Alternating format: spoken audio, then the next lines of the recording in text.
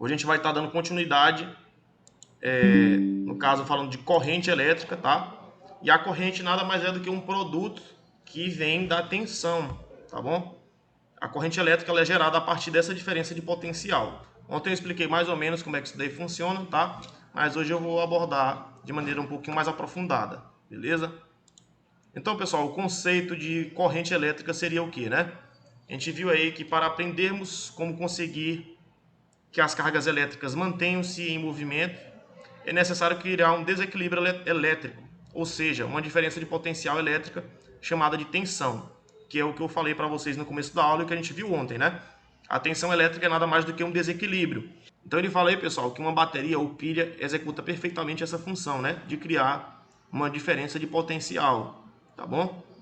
Eu coloquei aí embaixo que só é possível a existência de corrente elétrica por conta da diferença de potencial, porque essa diferença de ter acúmulo de elétrons de um lado e falta de outro, vai fazer com que, se a gente ligar o condutor, né, o elétron saia de um lado e vá para o outro, e essa movimentação de cargas elétricas aí nada mais é do que a corrente elétrica, tá bom?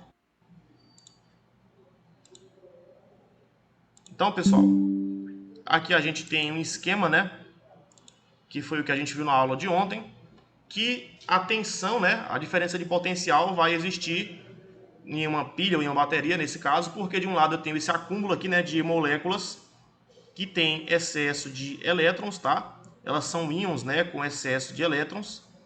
E do outro lado eu vou ter uma substância, né, com falta de elétrons. Então eles acaba sendo, digamos assim, uma carga positiva por conta dessa falta de elétrons, tá? Se eu conectar, aqui eu já tenho o esquema do circuito, né? Imagina que essa barra menor é o polo negativo da bateria e a barra maior é o polo positivo. Se eu conectar um condutor, né, e der a volta aqui, voltando para o polo positivo, o que vai acontecer? Ele vai querer mandar elétrons desse polo que tem excesso, né, para o outro lado onde tem falta de elétrons.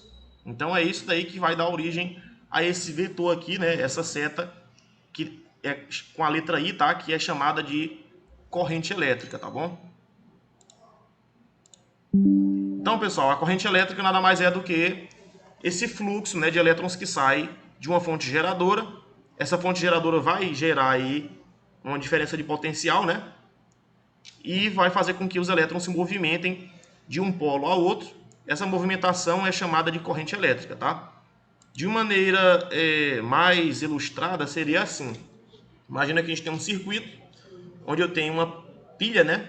Essa pilha está conectada aqui no polo negativo, passando por uma lâmpada. A lâmpada eu expliquei para vocês que ela funciona como se fosse uma resistência, né? Porque ela tem aquele filamento que ele transforma energia, no caso elétrica, em energia luminosa, né? Por conta de um efeito térmico, tá? E aí, entre a lâmpada e o polo positivo tem um interruptor. O sistema ainda não está ligado, tá? Como o sistema ainda não foi ligado, ainda não tem aí, no caso, ainda não está fechando o circuito, os elétrons eles vão estar organizados de maneira aleatória aí ao longo do condutor, né? Ao longo desse fio, tá? Vocês observam aí que os elétrons, ó, eles estão... Isso aqui é indicando como se eles estivessem em movimentação, esses vetores aqui, tá? Cada elétron está indo para uma direção aleatória, sem uma ordem, né? E aí, ele fala no texto aí, pessoal. Tanto na bateria como no condutor, os elétrons livres, né? Que no caso, esses elétrons que são responsáveis pela condução da eletricidade, eles apresentam movimentos desordenados, isto é, move-se sempre em todas as direções, como acontece no interior dos metais. Então, quando a gente não tem a passagem de uma corrente, né? Os elétrons eles vão estar organizados de maneira aleatória. O que vai organizar e gerar um fluxo, né, dar um sentido para esses elétrons, é a passagem da corrente elétrica e, nesse caso aí, a corrente elétrica vai ser gerada pela diferença de potencial, tá bom? Então ele fala aí, ó, que isso ocorre mesmo que a bateria seja inserida em um circuito cujo interruptor power, né, não esteja acionado, ou seja, o circuito está aberto, né? O circuito não está fechado, que é o exemplo que eu estou dando para vocês. Já se eu fechar esse circuito aqui, ó, o interruptor foi fechado e aí o circuito ficou completo, a lâmpada acendeu. O que vai acontecer aí no interior do condutor? Os elétrons vão criar um sentido, né? Eles vão começar a ter direção, tá?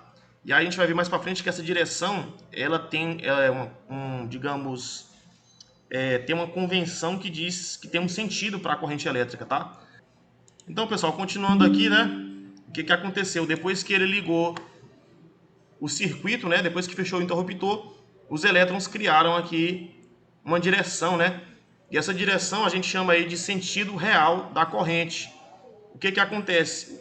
Vocês sabem que cargas de sinal igual se repelem, né? Então esses elétrons eles vão ser repelidos aqui do polo negativo, tá? Vão passar aqui através do condutor e vão ser atraídos para o polo positivo, tá bom? Então esse é o sentido real da corrente elétrica, beleza? Nesse caso bem aqui que a gente está estudando é a corrente contínua, então ele não vai mudar de polaridade, né? Não vai ter alteração do sentido da corrente elétrica. A corrente vai sempre ter um único sentido, beleza? Acho que mais para frente ele fala isso daí, tá? Então o que tem no texto aqui, pessoal?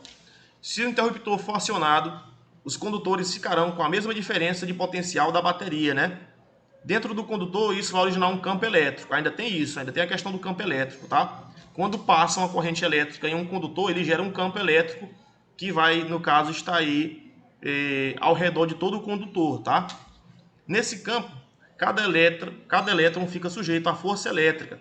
Sobre a ação dela, os elétrons alteram sua velocidade, adquirindo um movimento ordenado.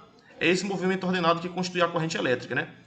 Ou seja, ele explicou de uma maneira mais complexa aí que a movimentação dos elétrons ela se dá também por conta do campo elétrico, né, que surge aí no momento que o circuito é fechado, tá? Quanto maior for a intensidade desse campo, maior vai ser também, né, o fluxo de elétrons que vai passar no condutor, tá bom? A gente vai ver mais para frente essa parte de magnetismo com mais detalhes, tá bom? Então o que a gente pode concluir do que foi dito até agora, pessoal? Que isso significa que a corrente elétrica é o movimento ordenado dos elétrons, né? Que acontece apenas quando há uma diferença de potencial ou tensão entre dois pontos. Então a corrente vai ser esse movimento aí dos elétrons ordenado, né, direcional, quando a gente aplica aí uma diferença de potencial que é justamente a criação de dois polos, né, um polo negativo e um polo positivo, tá bom? Tranquilo até agora, né? Então, pessoal, falando sobre o sentido da corrente, né? Falei para vocês que o sentido é o quê? Sair do polo negativo e ir para o polo positivo, né? Só que antigamente o pessoal não sabia disso. Eles achavam que era o contrário, eles achavam que saía do positivo e ia para o negativo. E aí tem, digamos, dois sentidos, né, que o pessoal geralmente trabalha. Ele diz no texto aí, pessoal, que a eletricidade começou a ser utilizada para iluminar, acionar motores e também para outros usos, antes que os cientistas comprovassem experimentalmente a natureza do fluxo dos elétrons. Eles ainda não sabiam como é que era esse sistema que eu estou explicando para vocês aí, tá? Aí por isso, naquela época, convencionou-se que a corrente elétrica era um movimento de cargas elétricas que fluía do polo positivo para o negativo da fonte geradora. A gente sabe que o sentido real não é esse, né? O sentido real é do polo negativo para o positivo. E aí na época adotou-se, né? Eles chamaram que essa circulação recebeu o nome de sentido convencional da corrente. E aí mais tarde, quando os estudos explicaram cientificamente os fenômenos elétricos, descobriu-se que os condutores elétricos, a tensão faz elétrons movimentar-se do polo negativo para o positivo, que é o que a gente viu aqui, né? Os elétrons saem daqui do negativo e circulam até o positivo. Esse daí é o sentido real, ou ele também chama de sentido eletrônico da corrente, beleza? Aqui nesse esquema, pessoal, eu coloquei, tá, os dois sentidos, né? O sentido convencional, que era adotado antigamente, de onde o pessoal acreditava que os elétrons, que são partículas negativas, saíam daqui e circulavam até o polo negativo. Só que isso não faz sentido, né? Então, o sentido eletrônico ou o sentido real é esse daqui, tá, pessoal? Ele sai do polo negativo e vai para o polo positivo, beleza? E aí ele diz aí, pessoal, que quando esse movimento ordenado acontece em um único sentido, mantendo sempre a mesma polaridade, a corrente elétrica é chamada de corrente contínua, representada pela sigla CC. Isso eu falei para vocês ontem também, tá? Essa polaridade aqui na corrente contínua ela não muda, né? Já na corrente alternada vai ter como se fosse uma mudança de polaridade o tempo todo. É como se a corrente conseguisse fazer no sentido horário e anti-horário, tá? Ela vai ficar circulando e voltando pelo mesmo caminho, por conta da alternação da polaridade, beleza? Então, pessoal, dito isso daí, né, como é que a corrente funciona e qual o sentido dessa corrente elétrica, a gente também pode estar vendo o conceito de intensidade da corrente, né? Como é que a gente faz alguns cálculos aí para saber a intensidade da corrente que vai estar passando em um circuito. E aí o que ele fala nesse trecho aí, pessoal? Já sabemos que a corrente elétrica é o movimento ordenado de elétrons dentro de um condutor, né? Foi o que a gente viu. quanto mais elétrons passarem pela seção transversal de um condutor durante o menor período de tempo, maior será a intensidade da corrente. Então é como se tu estivesse medindo ali a vazão, né? Imagina um cano de água. Quanto mais água passa ali no intervalo de tempo dentro do cano, maior vai ser o fluxo, né? Maior vai ser a vazão. Então aqui na corrente elétrica acontece da mesma maneira. A gente vai ter que quanto maior a quantidade de elétrons que passa em um intervalo de tempo, maior vai ser a intensidade dessa corrente, né? E aí eu também mostrei isso para vocês na aula, acho que na primeira aula, que o elétron tem uma carga, né, definida, tá? Que é chamada de carga E, bem aqui, e o valor dela é de 1,6 vezes 10 elevado a menos 19 coulombs, tá bom? O que ele fala aí, ó?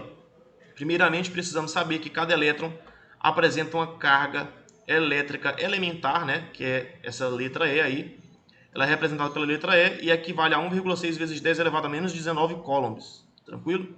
E para que eu preciso saber dessa carga eletrônica aí, pessoal? Vai ter alguns cálculos, né? Algumas situações que a gente vai precisar calcular a quantidade de carga que vai estar passando, né? Baseado no número de elétrons que eu tenho naquele circuito. Então ele fala aí, ó, para conhecer a quantidade de carga elétrica Q, multiplica-se o número de elétrons, né? Que ele chama de N aqui, pela carga elétrica, que é aquela carga lá elementar de 1,6 vezes 10 elevado a menos 19, tá? Essa carga bem aqui. Então a gente consegue calcular, né, essa carga aqui, se a gente conhecer o número de elétrons que estão passando ali naquele momento e multiplicando pela quantidade de carga que cada elétron tem, né? Beleza? E aí depois disso, pessoal, tem outra fórmula também, que é essa equação aqui para calcular, né? No caso, a intensidade da corrente em amperes, tá? Ampere é, digamos, uma convenção, né, para o nome dessa variável aí. Porque, na verdade, se você prestar atenção, na equação ele dá o quê? Ele dá a quantidade de carga elétrica, né? A gente viu que precisa dessa equação para calcular. No caso, o resultado final aqui é Coulomb, né? E ele dá a quantidade de carga que vai passar ao longo do tempo, né? No caso, o tempo é sempre em segundos, de acordo com o Sistema Internacional de Unidades. Então, a unidade de corrente elétrica vai ser o quê? Vai ser Coulomb por segundo, né? Digamos, a unidade original. Mas aí, o cientista que descobriu isso na época, né? O sobrenome dele era Ampere. Aí colocaram o nome da unidade de Ampere, tá bom? Então, colocar aí, pessoal, no texto como é que tá. Com esses dados, podemos calcular a intensidade de corrente elétrica com a ajuda da seguinte fórmula, né? A variação da quantidade de carga que passou dividido pela variação do tempo, né? Isso daí é a corrente elétrica, tá bom? E aqui embaixo ele está descrevendo cada um dessas variáveis aqui, tá bom? Ó, I é o símbolo para a intensidade da corrente, né? Eu mostrei para vocês lá no circuito que sempre vai ter a letra I, né? Quando ele se refere à corrente. U vai ser diferença de potencial, tá bom? Delta Q, né? É a quantidade de carga elétrica que vai passar naquele momento. O número de elétrons vezes a carga de cada um, que utiliza essa equação bem aqui, tá bom? E a variação do tempo, né? No caso, o período, digamos que o circuito ficou ligado. A gente consegue calcular aí a quantidade de carga que vai circular naquele período ali. E aí, pessoal, a unidade de medida de corrente, como eu falei para vocês, é o ampere, né? Tá? Ele não tinha colocado aqui no slide anterior, mas esse I aqui, que é a variação de carga dividido pela variação do tempo, ele vai dar em coulomb por segundo, mas também é chamado de ampere, né? Então tá aqui, ó. Assim como a tensão, a corrente é uma grandeza elétrica e como toda grandeza pode ter a sua intensidade medida por meio de instrumentos específicos, né? Nesse caso a gente utiliza o multímetro também para fazer essa medição. A unidade de medida da intensidade da corrente elétrica é o ampere. No caso que eu falei para vocês, ele é coulomb por segundo, né, daquela equação lá, representado pela letra A, tá bom? E aí, como em volts, a gente também tem aí os múltiplos e submúltiplos, né? No caso, os múltiplos do ampere seria o quiloampere, que é a mesma coisa de 1 ampere vezes 1000. Aí vem megampere, que é a mesma coisa de 1 ampere vezes 1 milhão. Tem os submúltiplos, que são as unidades que são menores, né? A gente vai ter miliampere, que é como se fosse 1 ampere dividido por 1000. Tem o microampere, que é como se fosse 1 ampere dividido por 1 milhão. E o nanoampere, que é 1 ampere dividido por 1 trilhão, tá? Então, pessoal, resumindo a aula aí, foi basicamente isso daqui que eu mostrei para vocês hoje. Que a corrente elétrica vai ser o que? Vai ser o sentido que os elétrons vão percorrer, né? Quando a gente aplica uma diferença de potencial em algum sistema, né? Então aqui é antes da aplicação da diferença de potencial, né? Isso aqui eu coloquei no primeiro slide que eu mostrei para vocês. A representação de um fio condutor e seus elétrons livres em uma direção aleatória. E aí depois que eu aplico aí a diferença de potencial, né, que é a tensão, esses elétrons eles ficam de forma ordenada, né? E aí aqui está no sentido de corrente real, né? Ele está saindo do polo negativo e indo para o polo positivo.